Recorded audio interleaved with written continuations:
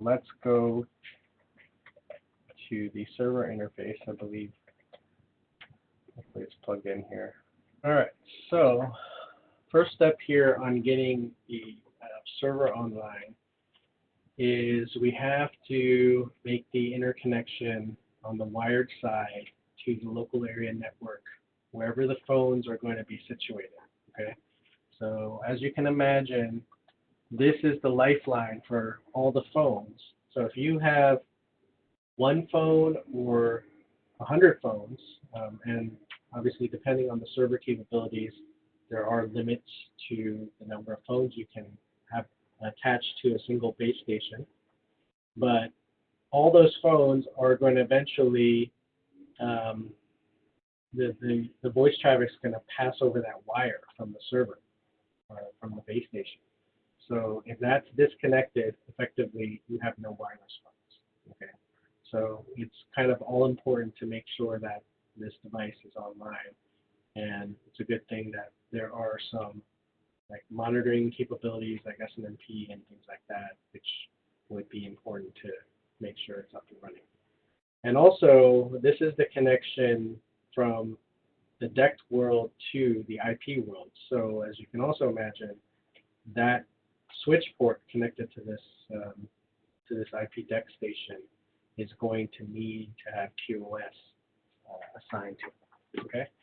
So anyway, as we have it connected right now, it's on a test IP address. I'm just going to go ahead and log in. All right. So this is the interface. You have at the very top, several different main menu sections: status configuration, users, administration, firmware, statistics, and obviously logout. And each one of those has like submenus, okay, right underneath it. So what we're going to do is we're just going to focus on bringing these phones online. So to do that, I'm going to bring up the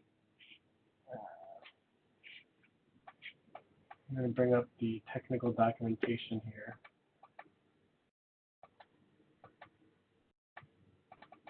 Okay, there are really kind of two main documents that Spectralink has that I've seen that kind of outline or related to the Cisco environment. They both are interoperability guides. I don't know why they're really called that, but really the important part is down here in the subheading. One is called third-party SIP installation, and the other is called CUCM and COP file installation. Okay, this one is important only in the beginning.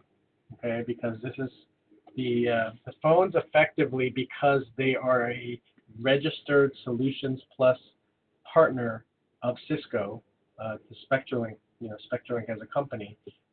Cisco has developed a COP file. Cisco and Spectralink together, I guess, have developed a COP file that allows the phones to be basically registerable on the call manager in a much more seamless way than just having to use a pure third-party SIP phone device.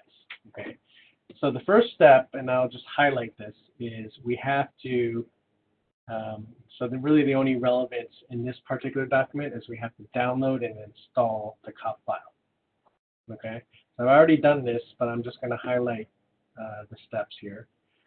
The COP file is actually, this is somewhat of the trick of navigating and figuring out where this stuff is.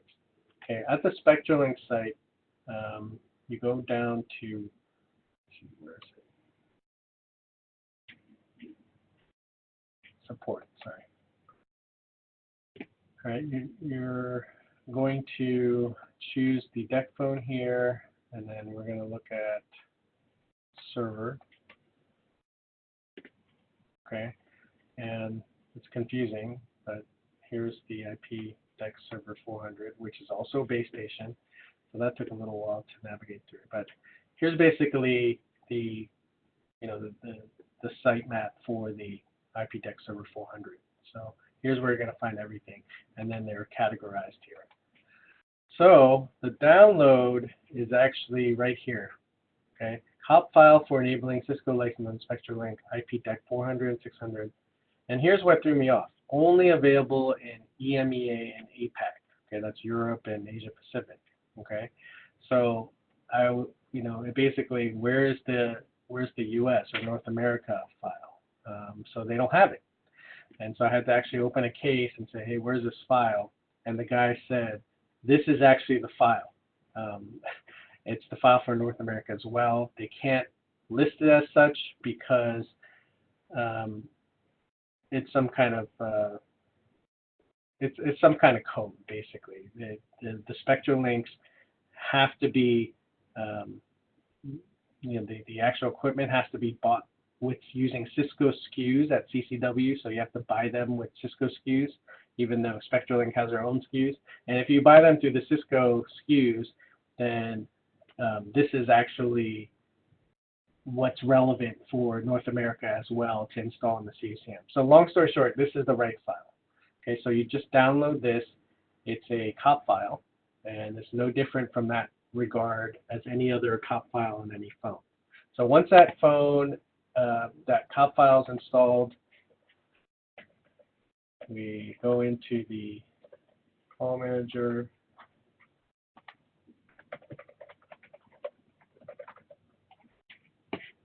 Okay, we're going to actually be in OS administration.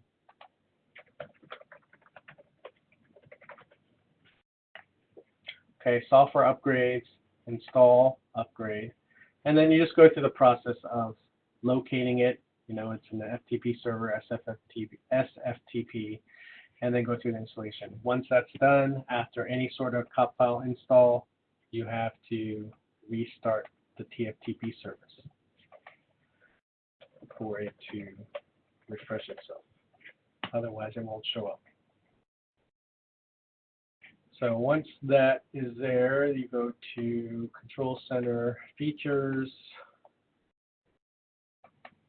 CUCM Voice, Video, and then right here, that guy, Restart. Now you guys should know this already. Anytime any COP files have to get installed, the TFTP service has to be restarted. Okay? Restarting TFTP server is what allows the software to show up. Okay, now after that's done, when you go into CUCM administration and you click on the new phone, you should see this now, IP Spectralink IP DECT. Okay, now here's kind of also a little trick. The phones do get created in CUCM, okay, but it's actually the server, the IP DECT 400 server, that registers to CUCM. Okay, if that makes sense. But if you think about it logically, that's actually what has to happen, because the DECT server is the IP interface into the LAN, right? The phones, they are not IP phones. They don't have IP addresses, so you're not going to actually register them individually, as a phone type, even though the phones get created in CUCM. So I'll explain that a little bit more if that's confusing. But once that COP file is in place, and you can see that it is and has that phone mode available, we're going to go back to the IP DECT server. Okay, and so now this interoperability guide, after you follow, and most of these steps are listed in here and they're accurate, so that's good and fine. But after you do that and install it, this document becomes useless. There's nothing else we need in there. And now we're going to just focus on this third-party SIP installation guide. This is the one that has all the steps involved. So if you go through the steps here, just highlighting it. So here's kind of the first page starting at 9. So we can adapt this to our documentation. But basically,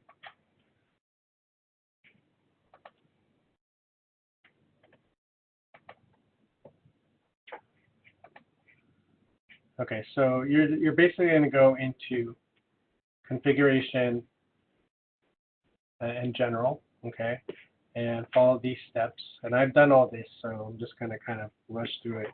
But there's only certain fields that are important to make sure that they're in place. And it does, for the most part, outline which ones are optional and which ones are required and which ones are related to other SIP servers or a different type of environment.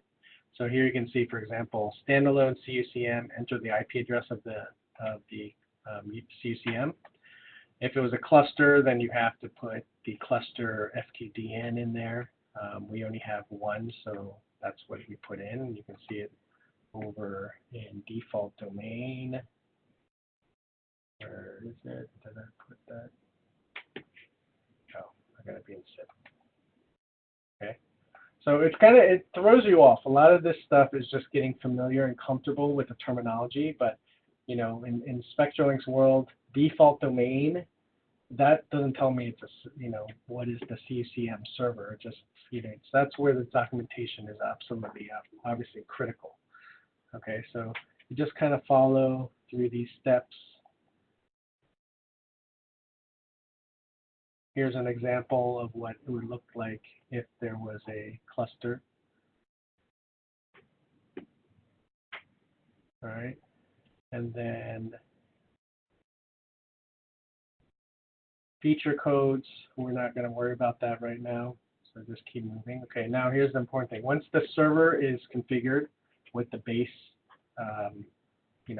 configuration, all the fundamental requirements, then you move on to the handsets. Okay. All right, now here's where it gets a little tricky, and you have to kind of understand how things work. All right, so see, as you can see here, there's two different directions if you're using the DECT 500, 2500 or 8000 or 200, 400, 500. Okay, so we're going to go ahead and click users, list users, and then we're going to click new. Okay, now think of users as the phones. I know users kind of means users because that's what a user is, but as far as the CUCM world goes, yes, there can be assigned to particular users, and there is a user credential element that's involved in creating this user account. But for the sake of just simplicity and understanding how to deploy the phones, the phone is an individual user. Okay, so anyway, you guys will make a little bit more sense as we go. All right, so here's the most important. There's actually only 1, 2, 3, 4 fields. There's only 4 fields at a minimum that we need to do. Okay, so it's going to be the IPEI. Okay, the IPEI is analogous to a MAC address. Okay, you know how when we create the phones in regular phones, IP phones in CUCM, we have to use the MAC address, and we input it, and then it creates a device description, the SEP, and then the MAC address, right? So this is in the DECT world. This is the analogous field to MAC address. So we're going to add one. So let's do the 7622 first. All right, so the IPEI number of this phone is right there, okay? And now we're going to assign this to an extension, okay? Now this username / extension is the DN, the primary DN in CUCM of the user or the phone that we're going to assign it to. So I'm going to, just for the sake of this, I'm just going to assign it to 7123, which is Austin. Okay, now authentication user and authentication password. This is critical as well. Okay, and for this we have to make sure it's synchronized with CUCM. Okay, and this is basically going to use an end user. So the end users here have to be unique for each phone. Okay, that's the trick here. The end users have to be unique. So I created some test users here, but probably more logically it makes sense to name these users according to the phone somehow. So for example, if a phone was at customer 1, site 17, then somehow we'd want to probably incorporate that username or that site and phone into the username. Okay, it just kind of makes sense to do it like that. And this kind of is, at some level, it's documented here. All right, so the important things when you're creating a user, and this is all going to be manual. Okay, so for example, I created this user. We need a user ID. Okay, so it has to be unique. Password and confirm password actually not important. Okay, I mean for best practice, and it even says it in the guide, put a password. Okay, pins automatically will generate last name. It needs a last name. As you see, everything with a star is required. Okay, so I just put that for example, but we can change that. Now the other important thing here is the digest credentials. Okay, digest and confirm digest. This has to be, this is like the password for the phone. Okay, so the combination of this user account right here, just the user ID, and then the digest credentials is what we enter in on this page. Okay, so because I know it, I'm just going to put it in here, Spectralink, and then the digest is going to be the word password, strong password. All right, so now I have the 4 fields that are important, and I click Save. All right, so after we enter in those fields, the user is going to be created. Now these check marks are actually important, so as far as understanding status. So enabled, you can actually disable the user without deleting it. So if I disable it, it's going to show an X now. Has to be enabled to be able to be used. Okay. Subscription. Subscription is basically if the phone registers to the base station. Okay, that's the DECT part of the communications. And when the phone registers to the base station, the subscription, and that does it successfully, subscription will become a green check.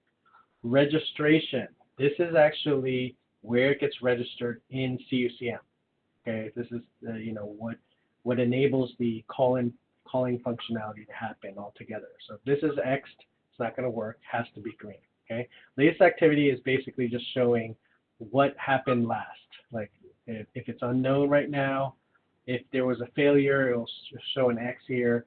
If something just started, became green, a check, then this will show check too. It's kind of just like a quick way to reference what happened last. Okay, so now that this is created, the important thing we have to do, all the rest of it is really on the CUCM side.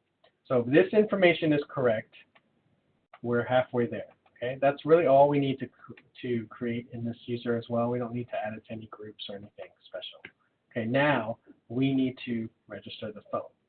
So remember, we're registering the phone and creating the phone, but it's actually, we're using the DECT, IP DECT station to do it. Okay, so we're going to add a new phone just like normal. Now here's where the documentation is wrong.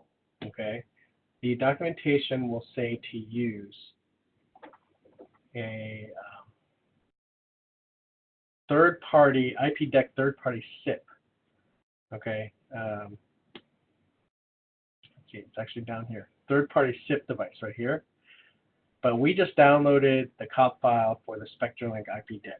Okay, which has no reference in this document, which is strange. And this is just updated actually in November, so it's kind of weird, but that's not right. You have to use the IP DECT station. That's really the only glaring mistake that I've seen. And I will just really quick reference a couple things that have to happen prior to the phone. So I am going to backtrack real quick. But this all is a one-time thing. Basically, in the security SIP trunk, no, wait, I'm trying to remember, security, phone security profile. Yeah, so here,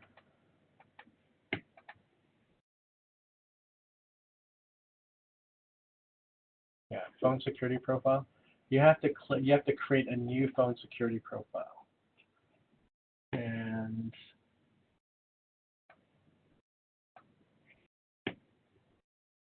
And this is also, I think, where there's a mistake, because if you have to create a new third-party SIP phone, you have to create a phone security profile for that SIP phone as well. But since we install the COP file, it gets added automatically. This will already be here as far as what's changed and what we need to change. That's one thing, but the actual existence of it shows up here. So really, the only thing that I had to do when I went into this, because like I said, it was all populated, is you have to click Enable Digest Authentication. There's one other setting here, I believe. Here's the, I think the nonce validity time. I'm trying to remember where it says it. Find it later. But I think it was like 300, and the suggestion was to put it to 600. So those are the only two fields I changed. So once that's done, then you add the device. Back to the device. Okay, so I'm going to go ahead and add Spectralink IP DECT. Do not use third-party SIP device. Okay, Spectralink IP DECT. Next. Okay, now here is where we put the MAC address, right? Normally. And in this case, the IPEI number. Okay, so we're going to actually just copy and paste this. Now, what we should do, which is a better practice, is because there's only a limited number of digits, right, that you can put in. So if I copied it with that space in there, it's going to cut off the 9. So I got to take out the space and now put it in there. All right, see, now you can see that it was copied correctly. Description. So the important things are everything that's starred, obviously. Some are populated. I'm just going to put this in our U01 device pool. Locations auto-populated. Here is where it has to be the user. So I think I use Spectralink 1 there. Okay, so just click that there. And then that's pretty much everything else is fine up there. And then in this protocol specific information, we have to click the device security profile. So that's the one that we edited. Okay, so you have to choose that one. Okay, and then this is the last part. It has to be the SIP profile. I didn't go over this either, but we do have to create a SIP profile. So all of this is the SIP profile is a copy of, you just start, it actually directs you, the instructions direct you to just copy the standard SIP profile and then rename it so that we can have different settings. You can see the details here. I think the only important, I'm trying to remember which setting was important, but we can go over that later. All right, so that has to be chosen, and then the SIP profile has to be chosen, Spectralink SIP profile. Okay, and then here's the digest user again. So you got to put the same user. It doesn't pass any of the credentials. So even though we had to put the credentials in the user, that doesn't get assigned here. It's, you know, and in fact, the fact that we put the credentials in here, it doesn't, it's a requirement, but it doesn't necessitate passing those credentials over the network. So that's all we need to do, technically. So I'm going to go ahead and save this. Oh, I forgot one thing, phone button template up here. So that's just going to be a default.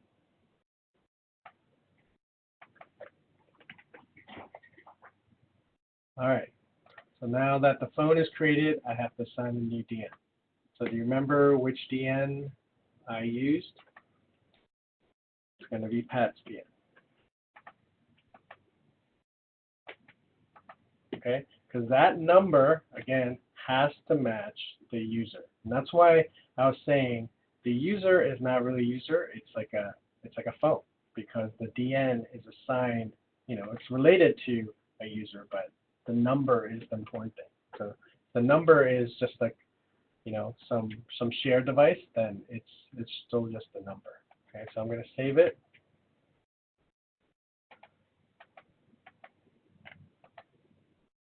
And that should be good to go. Okay, so as you can see, it's unregistered. But see, the IP address is already populated on the DECT server. So now what we're going to do, we have to initiate a registration request. So go ahead and turn on this phone. It should come up with an initial screen that goes down, and all you need to do is enter the extension of 7128 and hit connect, and it should register. Okay, so as you can see here, green, subscription, it's registered to the base station. Green, it should be registered now to CUCM. So now let's go back to CUCM. Blam. Okay, you have to have it registered with CM. Obviously, it's not going to work. If it only is connected to the base station, then all it is going to show you that, hey, I've got a DECT connection to my base station. But the proof in the pudding is having the registration. So this has to be green here, and then this has to show registered.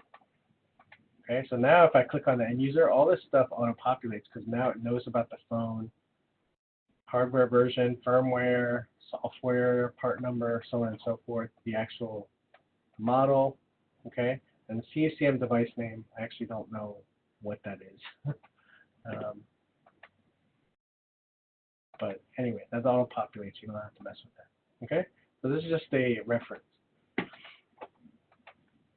So that is how you register a IP DECT server 400 and a phone. That concludes the demo.